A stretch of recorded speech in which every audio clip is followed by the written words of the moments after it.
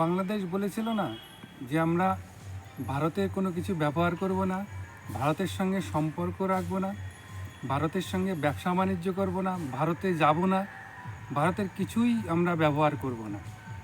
সেই প্রতিযোগিতায় নেমে পাকিস্তানের সঙ্গে সম্পর্ক করেছে, পাকিস্তানের ভিসা শিথিল করেছে এবং পাকিস্তান থেকে সহজেই যারা পাকিস্তান যাবে তারা সহজেই যেতে পারবে এবং সহজে পাকিস্তানিরা বাংলাদেশে প্রবেশ করতে পারবে।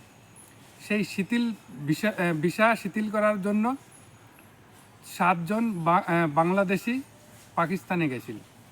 আর পাকিস্তানে গিয়ে এমন অভিজ্ঞতা নিয়েছে যে 1,70,000 প্লেন ভাড়া দিয়ে সেখানে নামার পরে সেইখানে তাদের ঢুকতে দেয়নি পাকিস্তানে, এবং তাদের ভিসা কেড়ে নিয়ে আবার পরের বিমানেই তাদেরকে পাঠিয়ে দেওয়া হয়, তাদেরকে আর ওখানে প্রবেশ করতে দেয়নি। এটা হচ্ছে বাপ, পাকিস্তানের বাপ বলেছিল, বাপে বাড়ি পাঠিয়ে দিয়েছে, বাপের আর কোনো প্রয়োজন হয়নি। বাপ এখন ছেলেদের কি করছে, তাড়িয়ে দিচ্ছে।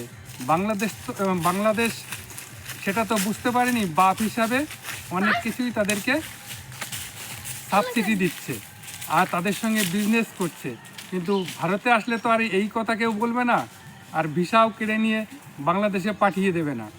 বাপ বলেছিল, বাপে কি করছে, ভিসা রেখে মানে পাসপোর্ট রেখে বাড়ি পাঠিয়ে দিচ্ছে এবং পরের ফ্ল্যাটেই বাড়ি আসতে হবে। এই জন্য বলি অত লাফালাফি করে লাভ নেই। সম্পর্ক যা করছো পাকিস্তানের সঙ্গে আরও করো, আরও তোমাদেরকে কিভাবে বাস দিতে হয় তার ব্যবস্থা করে রেখেছে পাকিস্তান।